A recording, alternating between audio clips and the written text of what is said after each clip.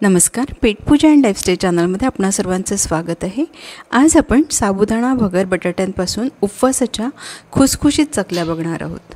या चकल्या वर्षभर किंवा त्याहीपेक्षा जास्त टिकतात। तळल्यानंतर दुप्पट तिप्पट फुलतात, खायला खुसखुशीत असतात। तळल्यानंतर चकल्यांवर दिसणारा एक एक साबुदाणा खूप सुरेख दिसतो। तर या चकल्या कशा करायच्या बघूयात। एका मोठ्या बाउलने मी इथे 2 बाउल एवढा साबुदाणा घेतलाय। हा आपला रोजच्या वापरण्यातला साबुदाणा आहे। उपवासाला खिचडीसाठी आपण जो साबुदाणा वापरतो तो साबुदाणा घेतलाय। साबुदाणा स्वच्छ धुवून घ्यायचा 2 वेळा भरपूर पाणी घालून, आणि यात आपण ज्या बाउलने साबुदाणा घेतला त्याच बाउलने 1 बाउल एवढं पाणी घालते आहे। आणि हे रात्रभर हा साबुदाणा आपण भिजत घालून ठेवणार आहे।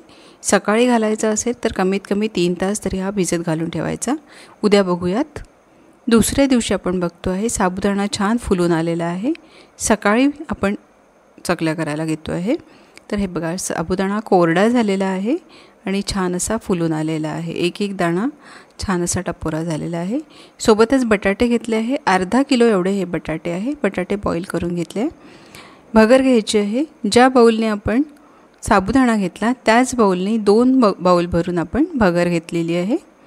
साबुदाण्याचं आणि भगरीचं प्रमाण आपण सारखं घेतलेलं आहे।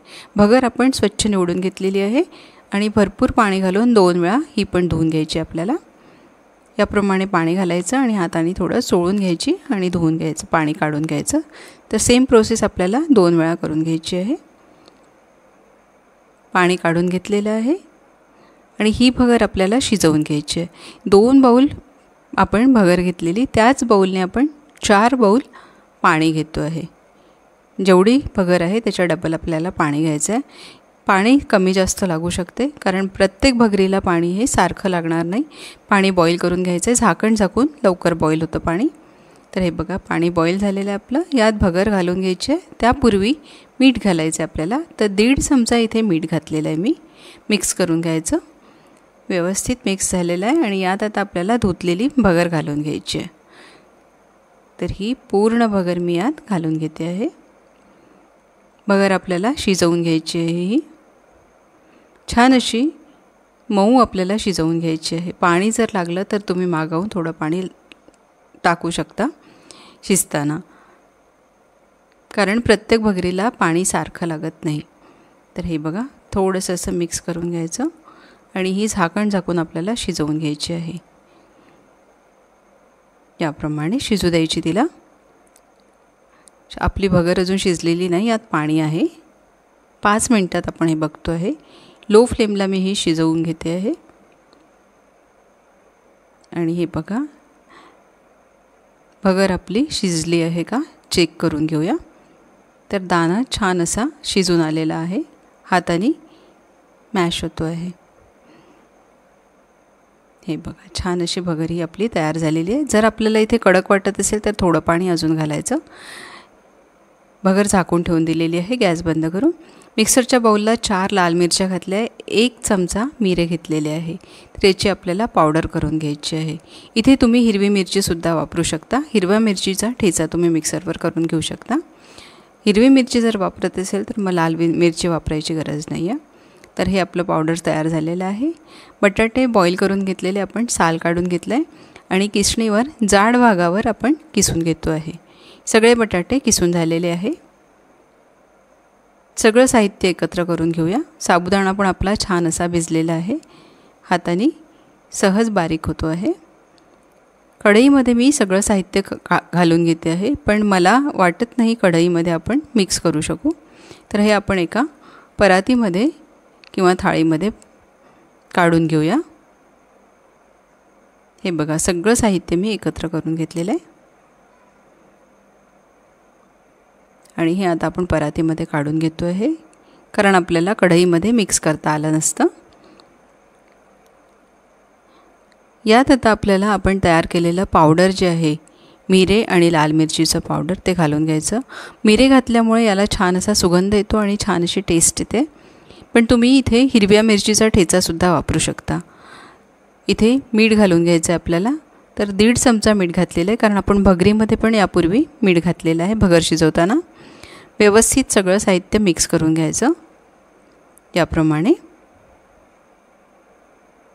इथे तुम्ही भगरीचं प्रमाण थोडंसं जास्त पण घेऊ शकता. मी 2 बाउल घेतले आहे, त्यापेक्षा तुम्ही थोडंसं जास्तसुद्धा वाढवू शकता. व्यवस्थित मिक्स करून घ्यायचं, गोळे होऊ द्यायचे नाही. आणि आता व्यवस्थित मिक्स झालेलं आहे. तर मी इथे चकलीचा साचा घेतलेला आहे, त्याला आतून तेल लावून घ्यायचं आणि यात आपल्याला मिश्रण भरून घ्यायचं आहे. याप्रमाणे तेल लावून घेतलेलं आहे. थोडं थोडं करून आपण मिश्रण भरून घेऊ. तुम्हाला हे मिश्रण जर जास्त कडक वाटत असेल तर यात थोडं गरम पाणी तुम्ही घालू शकता. मी इथे घातलेलं नाही आहे कारण मला त्याची गरज वाटलेली नाही. साचा तयार करून घेतलेला आहे आणि याप्रमाणे आपल्याला उन्हामध्ये चकल्या पिळून घ्यायच्या आहे. तर मी थोड्या चकल्या पॉलिथिनवर घालून घेतल्या आणि थोड्या ओढणीवर घालून घेतलेल्या आहे टेरेसवर. तर हे बघा, याप्रमाणे आपल्याला सगळ्या चकल्या करून घ्यायच्या आहेत.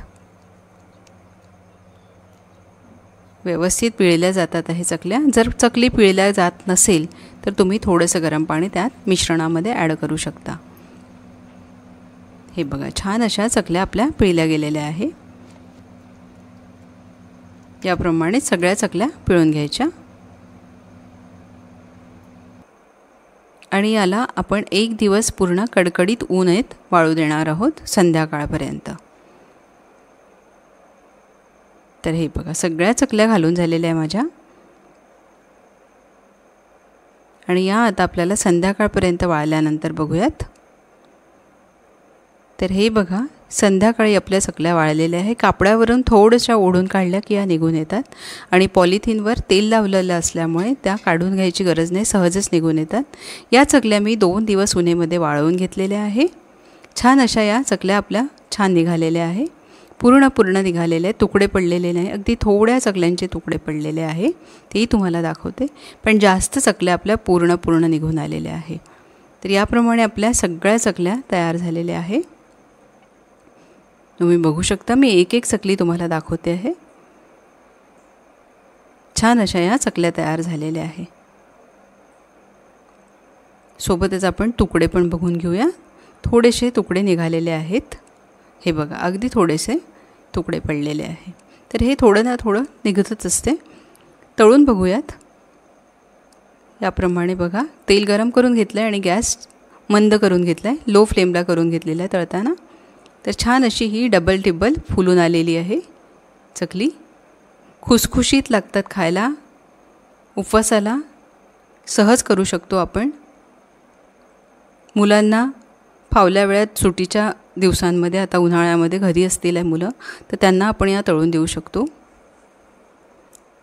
हे बघा, छान अशी फुलून आलेली आहे तेलामध्ये. एक साबुदाण्यावरचा जो दाणा आहे तो चकलीवर बघून घेऊ शकता तुम्ही. खूप सुरेख दिसतो आहे.